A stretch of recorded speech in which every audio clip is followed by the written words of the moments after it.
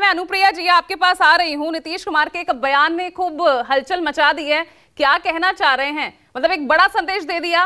Pressure politics भी यहाँ पर खेल ली क्या नीतीश कुमार ने? महागठबंधन के लिए उन्हें भी एक संदेश दे दिया और बीजेपी के लिए भी कि भैया वहां पर भी स्पेस है मेरा, ये भी जग जाहिर कर दिया।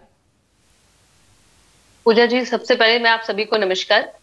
और जिस चर्चा की आप बात कर रहे हैं और बयान की बात कर रहे हैं कि महामहिम राष्ट्रपति बिहार में थी 3 दिवसीय दौरे पे, और हमारे यहाँ कृषि चौथे रोड मैप के उद्घाटन का समारोह था और कल हमारे विश्वविद्यालय के कार्यक्रम में मौजूद थी।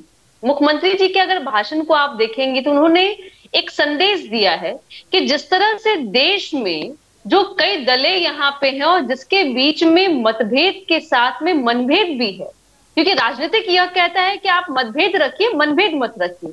लेकिन अगर आप भाषाओं को देखेंगे, आप बीजेपी के लगातार यहाँ पे प्रदेश अध्यक्ष की भाषा को देखेंगे या विधुरी सांसद के भाषा को देखेंगे तो ऐसा प्रतीत हो रहा है कि आप मतभेद के साथ में मनभेद भी कर रहे हैं, जबकि यह कतई भी उचित नहीं, क्योंकि हम सभी अपने अपने हिसाब से राष्ट्र के निर्माण के लिए कार्य कर रहे हैं और राष्ट्र के समाज के निर्माण की बात कर रहे हैं। तो उन्होंने खुला संदेश दिया कि आपस में मतभेद होते रहेगा, मनभेद नहीं कीजिए और दोस्ती ठीक है, ये होनी भी चाहिए। मनमोहन सरकार की आलोचना कर रहे हैं, वो मोदी सरकार की तारीफ कर रहे हैं, उनकी तारीफ में कसीदे पढ़ रहे हैं। क्या दिल में कमल खिल रहा है क्या फिर से? नहीं पूजा जी, लोकतंत्र की यही खूबसूरती है कि आप अगर किसी कार्य का अगर किसी भी सरकार ने किया है अच्छा तो उसकी तारीफ कीजिए। आपने अगर बिहार के कृषि रोड मैप को देखा होगा पूजा जी, ये चौथा कृषि मैप है। हमने 2008 में ये कृषि मैप स्टार्ट किया था, जिससे देखिए कि 2011-12 में पूरे विश्व में जो चाइना के पास में रिकॉर्ड था वो देश में बिहार के किसानों के पास में था। जो अन्नदाता हैं, जो हमारे किसान हैं, उनके हित के लिए हमारी सरकार सोच रही है। और उन्होंने संदेश भी दिया कि एक तरफ ये सरकार है केंद्र में जिसके शासनकाल में ऐसे 3 काले बिल आए थे जिसमें 900 किसानों ने अपने परिवार 900 किसान अपने जान गंवाई थी।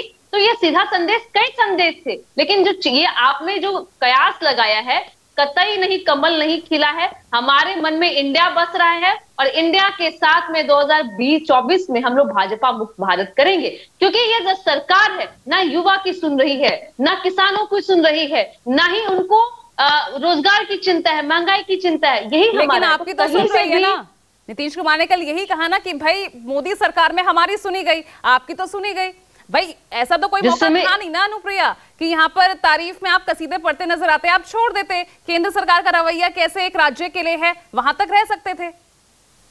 नहीं पूजा जी, मैं फिर कहती हूँ कि लोकतंत्र की खूबसूरती यही है। और देखिए, आपने कुछ दिन पहले भी हुआ था जब बैठक हुई थी, जितने भी इंटरनेशनल लीडर्स आए थे उस समय भी माननीय मुख्यमंत्री जी उस भोज में शामिल हुए थे महामहिम राष्ट्रपति के। तब भी हुआ था कि क्या बात है, कमल खिला है। कमल बिल्कुल नहीं खिला है, ना हमारे दिल में खिला है, ना 2024 में खिलेगा, ना 2025 में बिहार में हम खिलने देंगे। पूजा जी, मैं फिर कहती है, ये दोस्ती मरते दम तक रहेगी, इसका क्या मतलब है?